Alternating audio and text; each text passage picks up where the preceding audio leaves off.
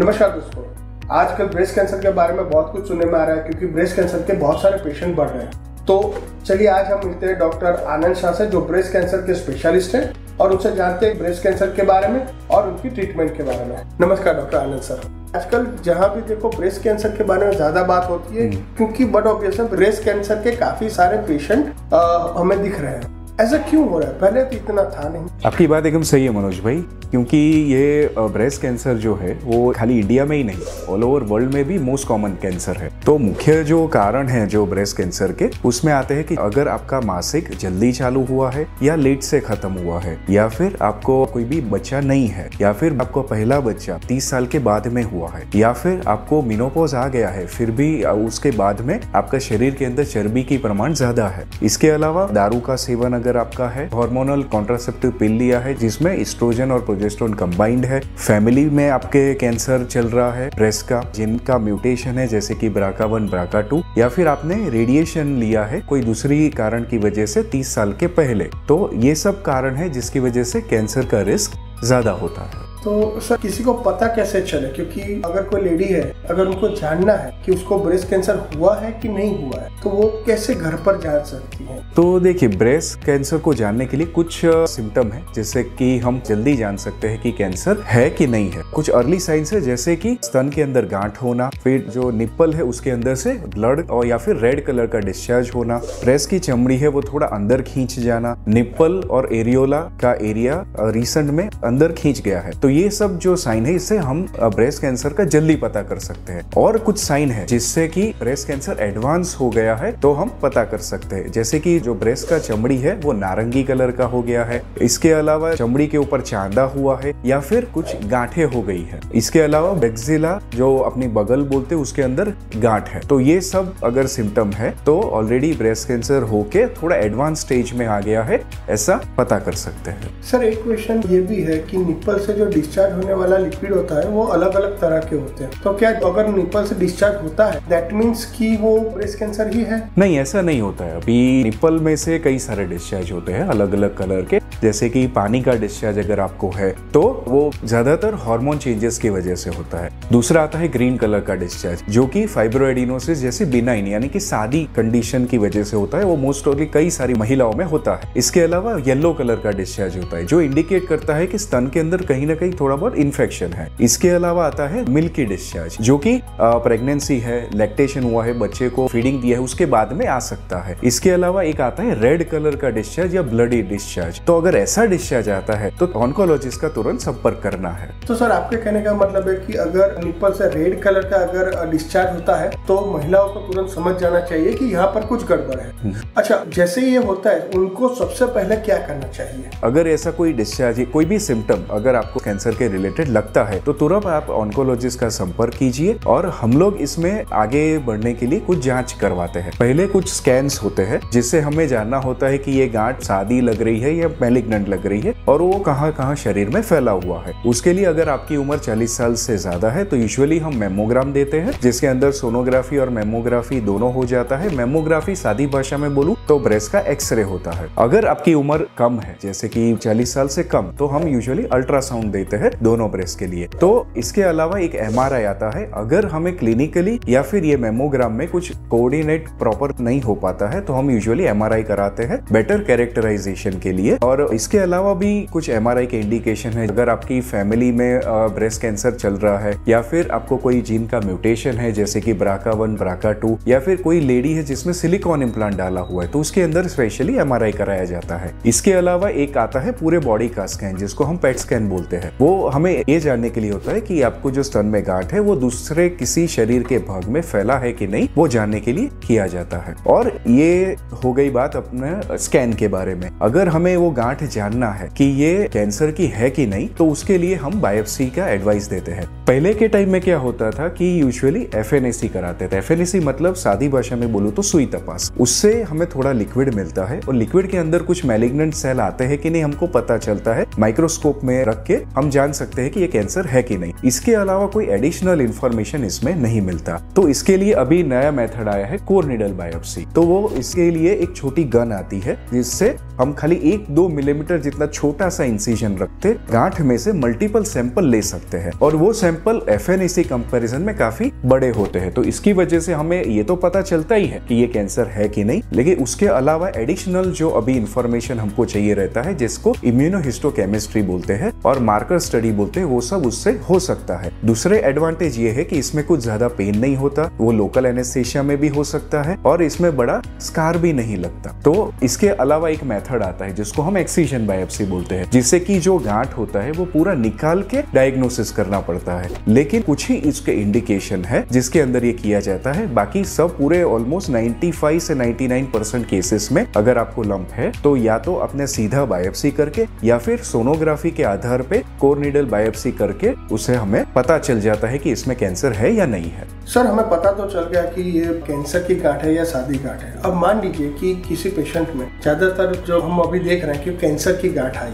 तो उसके बाद मतलब पता चलने के बाद कि ये कैंसर की गांठ है, क्या क्या ट्रीटमेंट शुरू होते हैं? जैसे हमको पता चलता है कि भाई आपको कैंसर डायग्नोस हुआ है और स्कैन के माध्यम से हमें पता चल जाता है कि ओवरऑल क्या स्टेजिंग है, तो उसके हिसाब से आपको आगे का ट्रीटमेंट एडवाइस होता है। यूजुअली जो अर्ली स्टेज का कैंसर रहता है उसमें पहले यूजुअली सर्जरी किया जाता है, लेकिन एडवांस स्टेज जैसे कि 3rd स्टेज 4th स्टेज में होता है तो आपको पहले कीमोथेरापी एडवाइस की जाती है, क्योंकि हमें वो गांठ को पहले कम करना पड़ता है और फिर शरीर में भी फैली गांठों को कम करना पड़ता है, उसके बाद में सर्जरी हो पाता है। सर मैं आपको इंटरप्ट करना चाहूंगा, अभी आपने वर्ड यूज किया पहला स्टेज, तीसरा स्टेज, चौथा स्टेज, उसके बारे में थोड़ा पहले बताइए तो लोगों को समझ में आए कि क्या पहला स्टेज है, क्या तीसरा है और उसमें फिर हम क्या करें। ब्रेस्ट कैंसर के अंदर भी 4 स्टेज होते हैं। पहला स्टेज कि जिसके अंदर जो गांठ है वो छोटी साइज की है और स्तन के अंदर ही होती है। दूसरा स्टेज कि जिसके अंदर गांठ स्तन के अंदर ही होती है पर थोड़ी बड़ी होती है, यूजुअली 2 से 5 सेंटीमीटर के बीच में। 3rd स्टेज कि जिसके अंदर ब्रेस्ट के अंदर तो होती है, उस पर से निकल के बगल की गांठों के अंदर स्प्रेड होता है, तो वो आता है तीसरा स्टेज। इसके बाद में आता है 4th स्टेज जिसके अंदर बॉडी के अंदर वो गांठ का स्प्रेड हो जाता है। यूजुअली जो स्प्रेड होता है स्तन में से वो फेफड़े में, लीवर में, बोन में या फिर ब्रेन में हो सकता है। अच्छा, तो सर जैसे आपने बताया 1st, 2nd, 3rd और 4th स्टेज, तो सर हर एक स्टेज की अलग अलग ट्रीटमेंट होती है या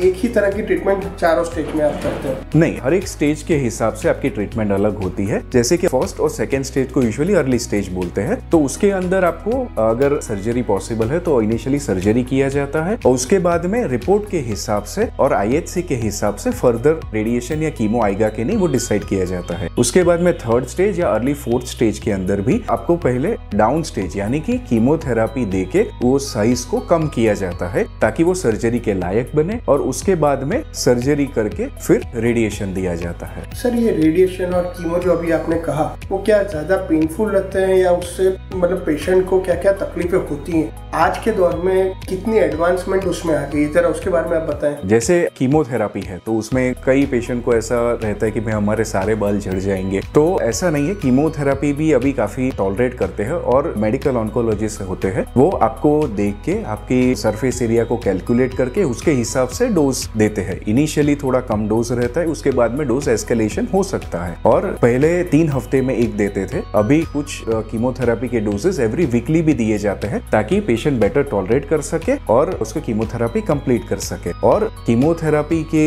एडमिनिस्ट्रेशन के अंदर 2 तरह से हम दे सकते हैं, एक हम बाहर से जो लाइन आती है हाथ में सुई डाल के, या फिर एक आता है कीमोपोर्ट, उसके अंदर से भी हम सीधा सुई डाल के कीमोथेरापी दे सकते हैं। अभी मैं बात करूं रेडिएशन के बारे में, तो रेडिएशन में भी काफी सारे पेशेंट है जो जिसको भी रेडिएशन दिया है स्तन कैंसर के लिए, तो वो पेशेंट की जो रेडिएशन काफी बेटर टॉलरेटेड है। अभी मशीन भी काफी एडवांस हो गए हैं। पहले के जो मशीन थे उसके अंदर ब्रेस्ट के अंदर तो डोज जाता ही था, इसके अलावा थोड़ा डोज अपना हार्ट पे या फिर लंग पे भी जाता था, उसकी वजह से कॉम्प्लिकेशन ज्यादा होते थे। अभी के जो नए मशीन है वो इस तरह से प्लानिंग की जाती है कि मैक्सिमम डोज ब्रेस्ट में ही जाए और लंग में और हार्ट में कुछ ज्यादा डोज नहीं जाता, इसके हिसाब से प्लान करते हैं ताकि वो साइड इफेक्ट कम होती है और पेशेंट अच्छे से टॉलरेट कर सकते हैं। सर आप मुझे ये बताइए कि ब्रेस्ट कैंसर कितनी अच्छी तरीके से ठीक हो जाता है और होने के बाद ब्रेस्ट कैंसर का जो पेशेंट है वो अपने पहली वाली लाइफ में वापस आ सकता है क्या, या फिर कुछ न कुछ उसमें दिक्कत रही जाती है? ब्रेस्ट कैंसर के ओवरऑल रिजल्ट बहुत अच्छे हैं। Surgery, chemo, radiation, hormonal therapy, काफी सारा एडवांसमेंट है इसमें। इसकी वजह से first, second, even third stage में तो काफी लोग ट्रीट होके अपनी नॉर्मल लाइफ जी रहे हैं, अपने normal back to routine life में आ जाते हैं। इवन स्टेज 4 में भी अगर अर्ली है, बहुत ज्यादा शरीर में स्प्रेड नहीं है, तो फिर भी वो लोग क्योरेटिव ट्रीटमेंट पाके अपनी नॉर्मल लाइफ जी सकते हैं। बहुत एडवांस स्टेज है जिसमें कई सारे ऑर्गन में फैला हुआ है, तो उसके अंदर थोड़े चांसेस कम रहते हैं, लेकिन फिर भी उसमें कई सारे ट्रीटमेंट ऑप्शन अवेलेबल है, जो ट्रीटमेंट लेके उनका सर्वाइवल अच्छा रहता है। सर, एक बहुत ही जरूरी प्रश्न मैं आपसे करना चाहता हूँ कि इन सब में खर्चा तो आता ही है, लेकिन क्या इंश्योरेंस वगैरह में ये कवर है, या इंश्योरेंस कंपनी इसमें किस तरह से कोई हेल्प करती है? पूरी अगर ट्रीटमेंट आप मिला दो, सारी सर्जरी, रेडिएशन, कीमो, जो मेन ट्रीटमेंट होती है, उसमें ओवरऑल खर्चा तो रहता है, बट हमारी सारी जो इंश्योरेंस कंपनियां हैं इसके अंदर ये सारी की सारी ट्रीटमेंट कवर्ड होती है। और इवन आपका बाद में हार्मोनल या टारगेट एजेंट भी अगर आपको लेना पड़े तो वो भी सारा चीज इंश्योरेंस में कवर्ड होता है। सर, मान लीजिए किसी महिला को आज ब्रेस्ट कैंसर डिटेक्ट हुआ है, तो उसको कितने समय लगता है वापस अपनी नॉर्मल लाइफ में जाने के लिए? यूजुअली जो ट्रीटमेंट खत्म होता है, सपोज किसी का सर्जरी के बाद कुछ नहीं आए तो उसके बाद खत्म हो जाता है, या फिर किसी का एडवांस स्टेज है तो रेडिएशन के बाद ट्रीटमेंट खत्म होता है। जैसे ही ट्रीटमेंट खत्म होता है, विद इन अ मंथ आप अपनी रूटीन लाइफ में जा सकते हैं। जस्ट आपको रूटीन अपना फॉलो करना है, साथ साथ में जो भी आपको फिजियोथेरापी आपको बताया जाता है उसके हिसाब से एक्सरसाइज करना है। आप अपने रूटीन लाइफ में जा सकते हैं। पहले थोड़ा एफिशिएंसी में इनिशियली डिफरेंस आएगा, आपको थोड़ा कम काम कर सकेंगे, लेकिन धीरे धीरे आपको बढ़ा के अपना नॉर्मल एक्टिव लाइफ में आप आ सकते हैं। सर, एक और क्वेश्चन है जो मेरे दिमाग में घूम रहा है कि किसी को डिटेक्ट हुआ, डॉक्टर से मिले, कीमोथेरेपी, ऑपरेशन सब कुछ हो गया और उसके बाद वो अपनी नॉर्मल लाइफ में भी आ गए, लेकिन क्या ये डर रहता है कि उनको फिर से भी ये हो सकता है? हर एक कैंसर में, कोई भी कैंसर को ऐसा नहीं बोल सकते कि आपको कभी नहीं आ सकता, लेकिन ओवरऑल हम इस तरह से पेशेंट को एक्सप्लेन करते हैं कि भाई अगर आपका प्रेजेंटेशन, मतलब जिस स्टेज में और जिस ट्यूमर साइज लेके आप पहले आए हो, अगर वो अर्ली स्टेज में आते हैं तो उनके इसी तरह से रिकरेंस, मतलब कि वापिस आने के चांस उतने ही कम होते हैं। प्रेजेंटेशन में ही अगर आप 3rd या 4th स्टेज में आते हो तो उसके अंदर आपको पहले दूसरे जो स्टेज में पेशेंट आते हैं उसके कंपैरिजन में रिकरेंस के चांस थोड़े ज्यादा रहते हैं। और ये जो सर्जरी के बाद में रेडिएशन दिया जाता है, कीमो दिया जाता है, हार्मोन ट्रीटमेंट दिया जाता है, इसकी वजह से आपके वापिस आने के चांस कम हो जाते हैं। सर, इतने बड़े ब्रेस्ट कैंसर के ट्रॉमा के बाद कोई भी महिला नहीं चाहेगी कि उसको ये फिर से हो। उसके लिए ऑपरेशन के बाद उन्हें डॉक्टर से कब कब मिलना होता है, और फिर उसके बाद उन्हें क्या क्या फॉलो करना होता है? डाइट है या डॉक्टर से मिलना, ये सब कैसे होता है, वो थोड़ा आप अगर बताएं। पेशेंट की ट्रीटमेंट खत्म होने के बाद हम पेशेंट को बुलाते हैं फॉलोअप में 2 चीज के लिए। एक, हमें जानना होता है कि उनको ट्रीटमेंट रिलेटेड कोई साइड इफेक्ट है कि नहीं है, वो जो हमारी बोली हुई फिजियोथेरापी अच्छे से कर रहे हैं कि नहीं, और वो अपनी रूटीन लाइफ में आ गए हैं कि नहीं।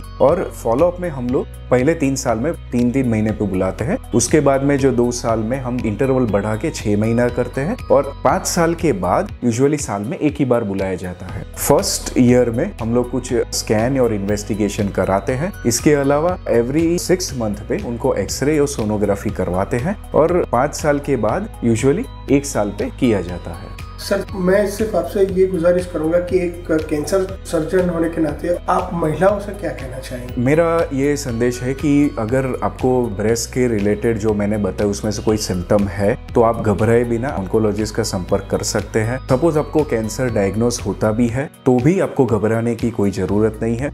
मोस्टली कोई भी स्टेज हो, आपके लिए ट्रीटमेंट के लिए बहुत अच्छे ऑप्शंस अवेलेबल है, बहुत अच्छे से ट्रीटमेंट हो जाता है, patient are living their normal life, तो बिल्कुल घबराने की जरूरत नहीं है। रिजल्ट अच्छे हैं, आप अच्छे से ट्रीटमेंट कराएं और साथ साथ में आप हेल्दी लाइफस्टाइल फॉलो कीजिए। थैंक यू सर, आपने बहुत अपना कीमती वक्त दिया और काफी अच्छे से समझाया। मेरे हिसाब से जो महिलाएं हैं जिनको ये डर है या शंका है कि उनको ब्रेस्ट कैंसर है या नहीं, तो डॉक्टर साहब ने बताया उस हिसाब से आप खुद भी चेक कर सकते हैं, या हो सके उतना जल्दी आपके नजदीकी ऑन्कोलॉजिस्ट से मिलिए। इसमें देर मत कीजिए, जिस तरह डॉक्टर साहब ने बताया।